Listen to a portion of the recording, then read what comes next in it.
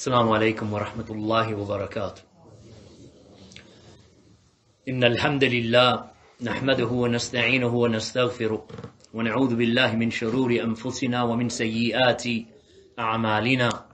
من يهده الله فلا مضل له ومن يضلل فلا هادي له، وأشهد أن لا إله إلا الله وحده لا شريك له، وأشهد أن محمدا عبده ورسوله.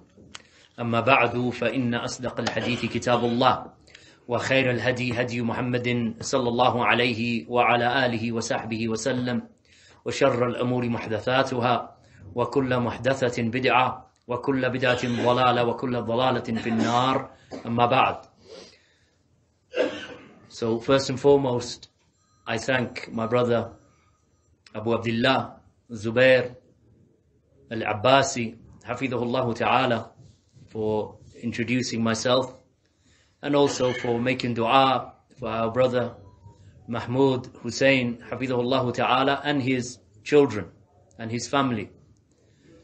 For indeed, for the last several years that I've been visiting Pakistan, then I don't think I can find enough words of gratitude and thanks for our brother Mahmoud and what he has done for myself and my family. Hafidhahullah Ta'ala. And likewise can be said for the two brothers on my left, Zubair and Nu'man, and likewise the rest of the community here in Islamabad and elsewhere that have made myself and my family welcome into this land Darul Islam, this land of Islam and the Muslimin. And being here today actually is a stark reminder of the importance of being upon Islam and the Sunnah. For Allah subhanahu wa ta'ala has created us for no other purpose except that we submit ourselves to Allah subhanahu wa ta'ala in ibadah. وَمَا خَلَقْتُ الْجِنَّ وَالْإِنسَ إِلَّا لِيَعْبُدُونَ. Allah subhanahu wa ta'ala has mentioned to us the purpose for which we are upon this earth, the prime purpose that supersedes everything else. It supersedes whatever other pursuit you may have. And that is the ibadah of Allah. I did not create the jinn nor the mankind except to worship me alone.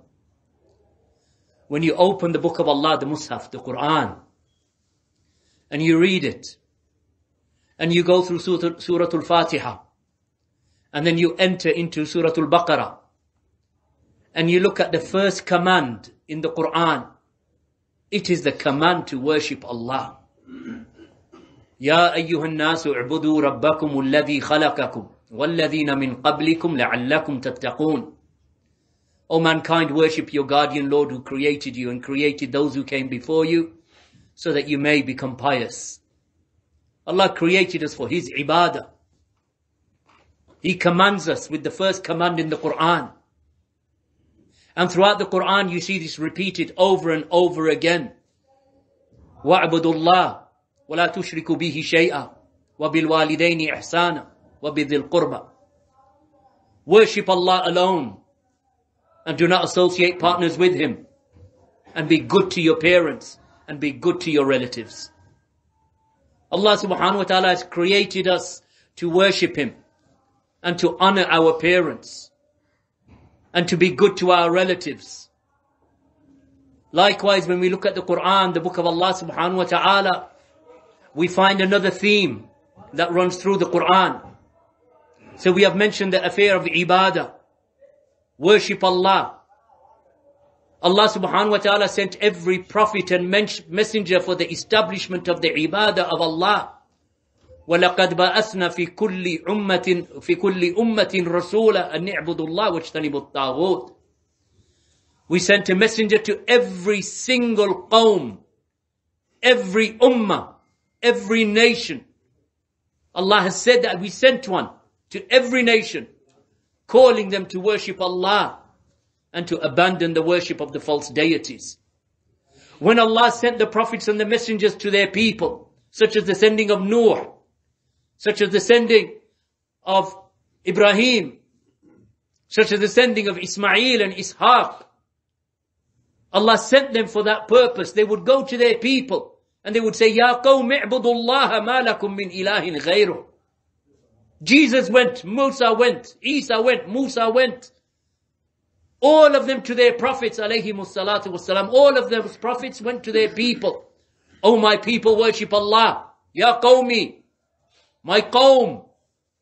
Nuh's telling his people, Nuh alayhi salam, my qawm, worship Allah. You have no deity worthy of worship except for Allah. This is the theme of the Quran. The sending of the prophets and the messengers was for this first and most important of all fundamentals. If this fundamental is not sound, then everything else is not sound.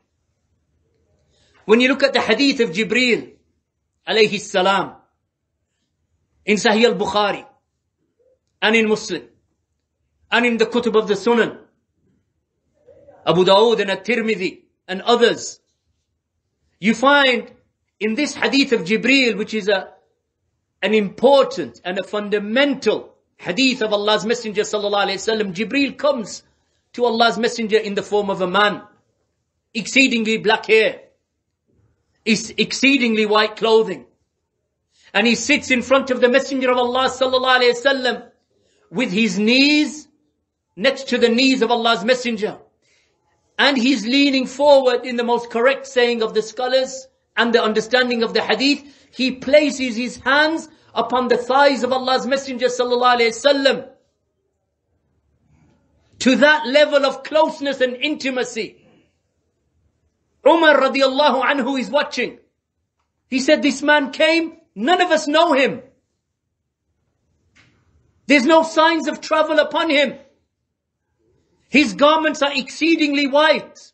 No travel signs. His hair is exceedingly black. There's no dust.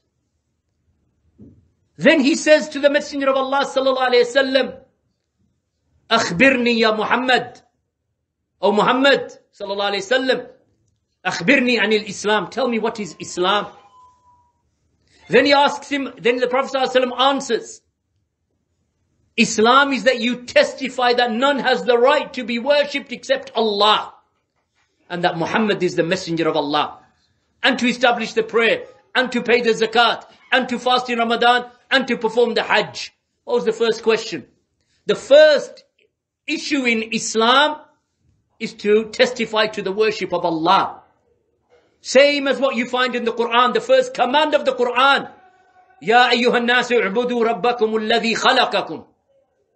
O mankind, worship your guardian Lord who created you. When he's asked about Islam, he begins with the same. The Prophet ﷺ in this hadith in Bukhari and Muslim and elsewhere. Then Jibreel said to the Messenger of Allah, Sadaqt. You've spoken the truth. So Umar, he's surprised. He said, we were surprised, amazed. This stranger came to ask the Prophet ﷺ. The Prophet ﷺ answered the question. And then he said, yes, what you've said is right. So that's strange. You're asking and then you're saying what you've said is correct. Then he said to him, Jibreel. Obviously they don't know it's Jibreel. All they're seeing is a man.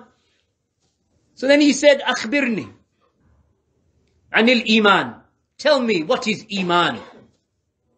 So the Prophet ﷺ said, Al-Iman, the Iman and tu'mina billah. Iman is that you believe in Allah. What is Islam? That you testify that there is no deity worthy of worship except for Allah. And then the rest.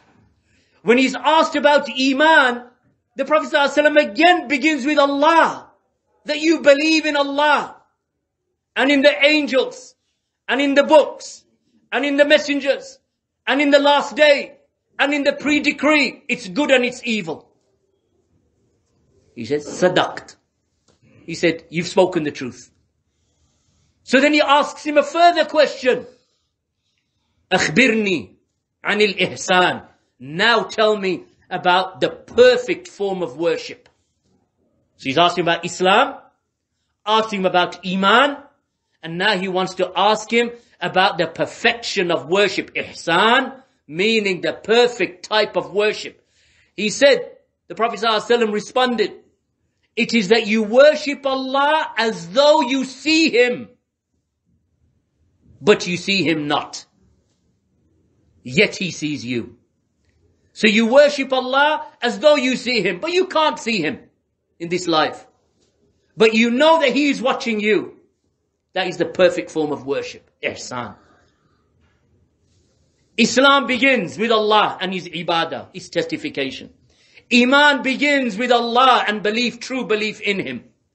And ihsan is to worship Allah as though you see Him, though you see Him not, but He sees you. Exactly as what you find in the Quran. Every prophet from Jesus to Moses to Muhammad sallallahu alayhi wasallam, all of the prophets are going to their people with this statement. Ya qawmi i'budullah. Muhammad sallallahu alayhi wasallam is commanded to say to the people to worship Allah. Wa'budullah wa la tushriku bihi shay'a. That you, O Muhammad, tell the people that they are to worship Allah and they are not to associate partners with Allah in worship. This is the meaning of La ilaha illallah. La ma'buda bihaqqin illallah. That there is no deity worthy of worship in truth except for Allah. When the Prophet sallallahu alayhi wasallam sent Mu'adh bin Jabal to Yemen, Mu'adh bin Jabal is the most knowledgeable companion of Allah's Messenger sallallahu alayhi wasallam in the halal and the haram. The Prophet sallallahu alayhi wasallam said that Mu'adh bin Jabal will come on Yawm al-Qiyamah and he will be astride in front of all of the other scholars. Alim. He said, Ya Mu'adh, indeed you are going to a people from the people of the book in Yemen. You are going to the Jews and the Christians. Let the first thing that you call them to, the first thing that you invite them to, is that they worship Allah alone. فَإِذَا عَرَفُوا ذَلِكَ فَأَخْبِرْهُمْ. And if they accept that from you, then tell them that Allah has obligated upon them the 5 daily prayers. Same as Islam. If they accept that there is none worthy of worship except Allah, then tell them they have to pray. If they start praying, now tell them they have to pay the zakat. Take it from their rich and give it to the poor. This is the basis of our religion, the ibadah of Allah. We don't worship other than Allah. We don't worship at the graves. Meaning, let's make this clear. It is forbidden and prohibited in Islam to pray to Allah next to a grave. Allah forbids that. In the hadith of Allah's Messenger sallallahu alayhi wasallam. Why? Because the Prophet sallallahu alayhi wasallam said that the curse of Allah is upon the Jews and the Christians. For they used to take the graves of their prophets as places of worship. Not that they were worshipping the prophets. They used to take the graves as places of worship, as masajid. They used to prostrate at them. And Allah's Messenger sallallahu alayhi wasallam forbade us from establishing the prayer in the graveyard. It is not allowed to make Salatul Dhuhr or Salatul Asr or Salatul Isha or Maghrib or Fajr in the graveyard. There is no sajda to be made in the graveyard. No ruku'. Meaning that even if you are worshipping Allah, you don't worship Allah in the graveyard. It is prohibited. Why? Because that is where dead people are buried. And you do not prostrate where dead people are buried. So imagine if that is prohibited, then what about those who actually go to the graves of the dead and they ask them for help and assistance and isti'ana? Ya fulan madad. Ya fulan madad. Ya fulan help me. Or you make tawassul through the graves. The whole of the Quran, the thread that is running through the whole of the Quran is ibadah of Allah. Establishing the prayer, paying the zakah. The Prophet sallallahu alayhi wasallam said that your 5 daily prayers, the 5 daily prayers, if one of you had a river in front of your home, and you were to bathe in it 5 times a day. Would any of you have any filth upon your bodies? The Sahaba said, no, Ya Rasulullah. He said, likewise is the 5 daily prayers. It is like you're bathing 5 times a day. It washes away your sins. The second thread that runs throughout the whole of the Quran is the second part of the Shahada. Mutaba'ah. Throughout the Quran you find Allah subhanahu wa ta'ala commanding us with the following of Rasulullah sallallahu alayhi wasallam. And not putting anyone's words above the words of Allah's Messenger sallallahu alayhi wasallam. Why? Because Allah subhanahu wa ta'ala has said about Rasulullah sallallahu alayhi wasallam in the Quran, وَمَا يَنْتِقُ عَنِ الْهَوَىٰ إِنْ هُوَ إِلَّا وَحْيٌ يُوحَىٰ. He, Muhammad sallallahu alayhi wasallam, does not speak from his hawa. He does not speak from his own desires. Rather, it is wahi. Wahyun yuha. It is wahi that is coming to him, revelation from Allah that is coming to him. He's not talking from himself. If you look at the Quran, how many verses do you find in the book of Allah where Allah subhanahu wa ta'ala tells you that Allah's Messenger sallallahu alayhi wasallam is to be obeyed, and by not obeying him, you are bringing upon yourself the punishment of Allah. وَمَنْ يُشَاقِقِ رَسُولَ مِنْ بَعْدِ مَا تَبَيَّنَ لَهُ الْهُدَى وَيَتَّبِغْ غَيْرَ سَبِيلِ الْمُؤْمِنِينَ نُوَلِّهِ مَا تَوَلَّى وَنُصْلِهِ جَهَنَّمَ وَسَاءَتْ مَصِيرًا. Whomsoever contradicts the Rasul, whoever contradicts the Rasul in statement, in belief, in action, small affair or big affair, any affair that you contradict Rasulullah sallallahu alaihi wasallam, and then you oppose the path and you choose a path other than the path of the companions of Allah's Messenger sallallahu alaihi wasallam. 2 things I mentioned in this verse: opposing the Rasul sallallahu alaihi wasallam and choosing a path other than the path of the Sahaba, because they are the mu'mineen. Then Allah will leave him in the path that he has chosen and burn him in the hellfire. And what an evil destination. In this ayah in Surah An-Nisa, Allah subhanahu wa ta'ala does not mention himself. He mentions only the Rasul. This ayah does not mention Allah. Only the Rasul, meaning singularly, if you were to oppose the Rasul sallallahu alayhi wasallam, Allah would punish you and roast you in the hellfire. And you have no excuse before Allah subhanahu wa ta'ala. Just as the Prophet sallallahu alayhi wasallam said that there is not a Jew or a Christian who hears of me, Muhammad sallallahu alayhi wasallam, and that which with which I was sent, and then disbelieves in me, except that he will enter the hellfire. Then if that is the case with the Jew and the Christian, that a Jew and a Christian who hears there is a man called Muhammad, he is the prophet of these Muslims, and that Jew and Christian knows that he was sent with the Quran to worship Allah, if that Jew or Christian does not believe in Muhammad, Allah will burn him in the hellfire. Then what about a Muslim who says La ilaha illallah Muhammadur Rasulullah, yet he opposes Rasulullah sallallahu alayhi wasallam, and he contradicts him and disobeys him? Allah subhanahu wa ta'ala said in the Quran, فَلْيَحْذَرِ الَّذِينَ يُخَالِفُونَ عَنْ عَمْرِهِ أَن تُصِيبَهُمْ فِتْنَةٌ أَوْ يُصِيبَهُمْ عَذَابٌ أَلِيمٌ. Let those beware, meaning all of us. Allah is commanding us, you be careful. This is hadar. فَلْيَحْذَرِ الَّذِينَ. Let those beware. Allah is warning you, warning me, warning my wife, warning my children, warning my brothers, warning my sisters, warning the people of the nations, whether you're Arab or non-Arab, whether you're black or you're white or you're brown. Allah is warning all of you. Let you beware. Beware, be careful. For whomsoever disobeys the command of the Messenger of Allah sallallahu alayhi wasallam, any command, we have no right to say this is small and this is big. Ye rehne de, wo karenge. All of it. Who are we to choose?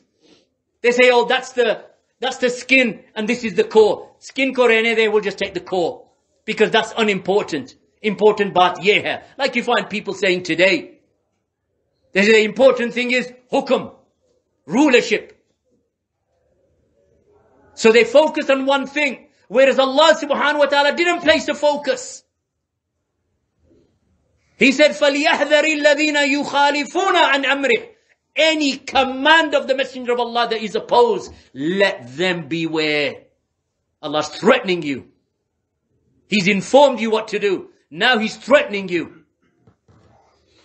Lest some fitna strikes them, some trial or tribulation, or that they are punished with a severe punishment. What's the trial? The trial in your home with your wives. The trial in your children. That Allah takes them. Or Allah subhanahu wa ta'ala tries you with your wealth, with your health, or with anxiety, or with depression, or with grief, or with sadness, or with loss of life, or with loss of wealth, or with loss of property, or with loss of crops. Allah will try you. فَلْيَحْذَرِ الَّذِينَ يُخَالِفُونَ عَنْ. So then you don't blame anybody else, blame yourselves. فَأَنَّ هَذَا, as Allah mentioned in the Quran, that they say, where did it come from? قُلْ هُوَ مِنْ عِنْدِ أَنفُسِكُمْ. Say to them, O Prophet, this is from your own selves. When all these calamities come from every direction, you say, why me? Kahan se ho raha? What have I done? Look at yourself, what you're doing. Look, am I obeying Allah? Am I obeying Rasulullah? Then Allah's punishment. Fitna and punishment. This is the issue that the ummah of Muhammad sallallahu alayhi wasallam needs to wake up to. The command to obey Allah's Messenger sallallahu alayhi wasallam is not what you choose. It is not open to your choice. Islam is not a buffet. You go into a restaurant and they have a buffet. They have 20 different types of food. So you pick that one, you say, I don't like that one. So you leave that one. Then you go to the next one, I'll take a bit of that, and you fill your plate. That's what you do at a buffet bar. Islam is not a buffet. I'll take this from Rasulullah and I'll leave that one. I'll take that, I'm not interested in that. Ye acha hai, ye main nahi manta. Ye changa hai, ye bura hai. Ye main kar sakta hu, ye nahi karunga. Islam is not a buffet.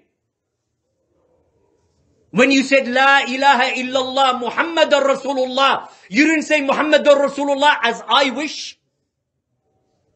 The ikhtiyar is upon me, the choice is with me, meri choice hai. You didn't when you said La ilaha illallah Muhammadur Rasulullah, you did not make conditions. Main karunga jo main chahta hu Islam mein. That is not the meaning of La ilaha illallah Muhammadur Rasulullah. It is certainly not true belief in Allah's Messenger sallallahu alayhi wasallam. If you love Allah, then follow Muhammad. قُلْ إِن كُنْتُمْ تُحِبُّونَ اللَّهَ فَاتَّبِعُونِي يُحْبِبْكُمُ اللَّهُ وَيَغْفِرْ لَكُمْ ذُنُوبَكُمْ. If you say to them, O Muhammad, Muhammad sallallahu alayhi wasallam is commanded by Allah. Allah is commanding him. Ya Rasul, Ya Nabi, tell them. Tell who? Tell you, tell me, tell him, tell her. Tell your mother, tell your father, tell your brother, tell your sister, tell your neighbor. Say to all of them, Ya Muhammad, if you truly love Allah, in kuntum tuhibbun Allah, if you truly have mahabbah for Allah, follow the Rasul.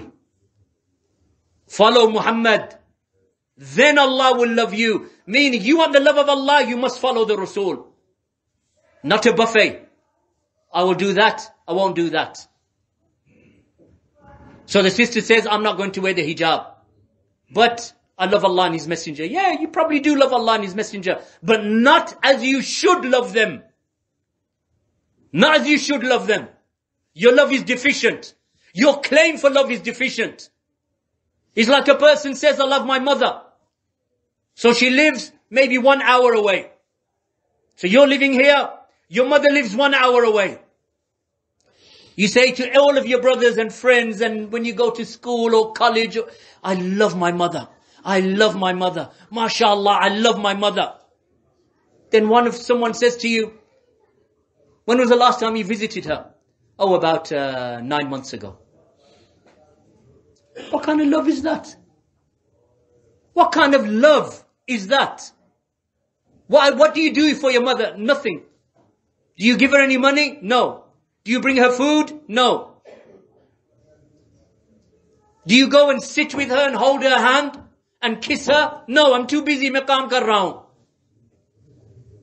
ये किस किस्म की मोहब्बत है? Then you say, I love my mother.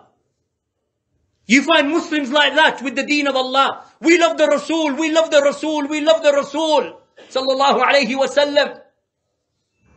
Then you say, well, I don't see no sunnah on you.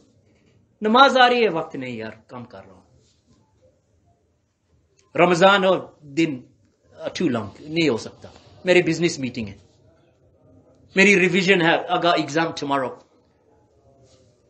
What kind of love is this for Rasul? What kind of love is that for Allah? In kuntum tuhibbun Allah fattabi'uni. If you truly love Allah, then follow me, then Allah will love you and Allah will forgive you your sins. The whole of the deen of Islam revolves around this affair. La ilaha illallah, Muhammadur Rasulullah. So this is why, in conclusion, I say to you, my brothers and sisters, remember your duty before Allah. Remember your duty before Allah. A marriage is built upon this kalima through which Allah subhanahu wa ta'ala made you halal for each other in marriage. Upon what kalima? The kalima la ilaha illallah Muhammadur Rasulullah. So you have to now treat this woman according to the deen of Islam. You have to treat this man, this husband, according to the deen of Islam. The rest of us, when we advise them according to the deen of Islam, upon the way of the Sahaba radiallahu anhum. Barakallahu feekum. And it is, alhamdulillah, because I know these types of opportunities don't come every day. Because when we organize conferences, a lot of the faces sitting here won't be there. So when these types of opportunities come, we don't miss them. My daughter got married, our brother Mahmoud and his wife. May Allah subhanahu wa ta'ala reward them.